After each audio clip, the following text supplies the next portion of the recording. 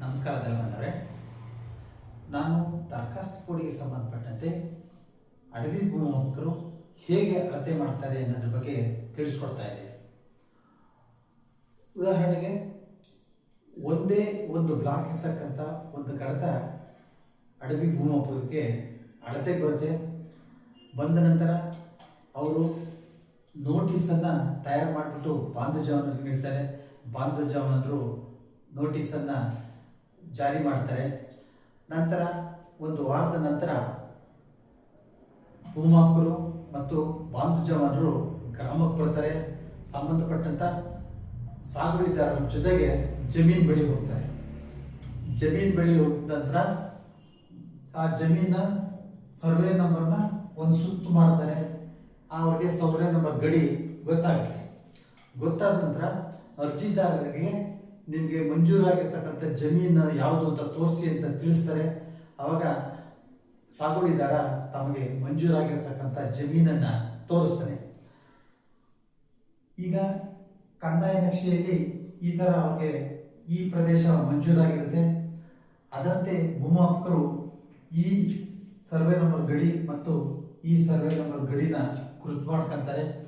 ಅವ್ರಿಗೆ ಖಾತ್ರಿ ಆದ ನಂತರ ಇಲ್ಲಿ ಒಂದು ಶಂಕು ಹಾಕಿ ಒಂದು ಅಳತೆಯನ್ನು ತಗೊತಾರೆ.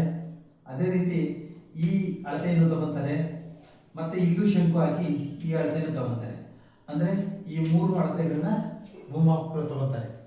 ನಂತರ ಅವರಿಗೆ ಯಾವುದೇ ಒಂದು ಗೊತ್ತಿರ್ತಕ್ಕಂಥ ಗಡಿಯಿಂದ ಅಳತೆ ಬೇಕಾಗುತ್ತೆ. ಅದಕ್ಕೋಸ್ಕರ ಇಲ್ಲಿಂದ ಇಲ್ಲಿವರೆಗೂ ಅಳತೆ ತಗೊತಾರೆ, ಅಥವಾ ಇಲ್ಲಿಂದ ಇಲ್ಲಿವರೆಗೂ ಎಷ್ಟು ಅಳತೆ ಇದೆ ಅನ್ನೋದನ್ನ ತಗೊತಾರೆ. ಇದರಿಂದ ಮುಂದೆ ಅವರು ಟಿಪ್ಪಣಿ ಮಾಡಲಿಕ್ಕೆ ಅನುಕೂಲ ಆಗುತ್ತೆ. ಆನಂತರ ಭೂಮಾಪಕರು ಒಂದು ಹೇಳಿಕೆ ಅಥವಾ ಮಹಜರನ್ನ ಡ್ರಾ ಮಾಡ್ತಾರೆ. ಆ ಮಹಜರ್ನಲ್ಲಿ ಇಂಥ ದಿವಸ ನಾವು ಬಂದಿದ್ದೀವಿ, ಅಳತೆ ಮಾಡಿದ್ದೀವಿ, ತಾವು ಜಮೀನನ್ನು ತೋರಿಸಿದಿರಿ, ಅದರಂತೆ ನಾವು ಗಡಿ ಕಲ್ಲುಗಳನ್ನ ಗುರುತಿಸಿದ್ದೀವಿ, ಇದರಲ್ಲಿ ನಮ್ದು ಯಾವುದು ತಟ್ಟೆ ತಕರಾರು ಇರುವುದಿಲ್ಲ, ಆದ್ರಿಂದ ನಮಗೆ ಪೋಡಿ ಮಾಡಿಕೊಡಿ ಅಂತ ಅಂದ್ಬಿಟ್ಟು ಮಹಜರ್ ಬರೀತಾರೆ. ಸಂಬಂಧಪಟ್ಟಂಥ ಸಾಗುವಳಿದಾರರು ಸಹಿ ಹಾಕ್ತಾರೆ.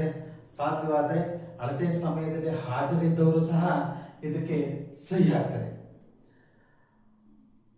ನಂತರ ಭೂಮಾಪಕರು ಅಳತೆಯಾದಂತೆ ಸಂಬಂಧಪಟ್ಟಂಥ ದಾಖಲೆಗಳನ್ನ ತಯಾರು ಮಾಡಿ ಕಚೇರಿಗೆ ಕೊಡ್ತಾರೆ. ಹಾಗಾದರೆ ಭೂಮಾಪಕರು ಯಾವ್ಯಾವ ಕಡತ ತಯಾರು ಮಾಡಿ ಕಚೇರಿಗೆ ಕೊಡ್ತಾರೆ ಅನ್ನೋದನ್ನ ನಾಳಿನ ಸಂಚಿಕೆಯಲ್ಲಿ ತಿಳಿಸ್ಕೊಡ್ತೀವಿ. ನೆಲಮಾಪನಕ್ಕೆ ಸಂಬಂಧಪಟ್ಟಂಥ ಎಲ್ಲ ವಿಡಿಯೋಗಳು ಫೇಸ್ಬುಕ್, ಥ್ರೆಡ್ಸ್ ಹಾಗೂ ಯೂಟ್ಯೂಬ್ನಲ್ಲಿ ಲಭ್ಯವಿದ್ದು ತಾವು ನೆಲಮಾಪನ ಎಂದು ಸಬ್ಸ್ಕ್ರೈಬ್ ಆಗಿ ವೀಕ್ಷಿಸಬಹುದಾಗಿದೆ. ನಮಸ್ಕಾರ.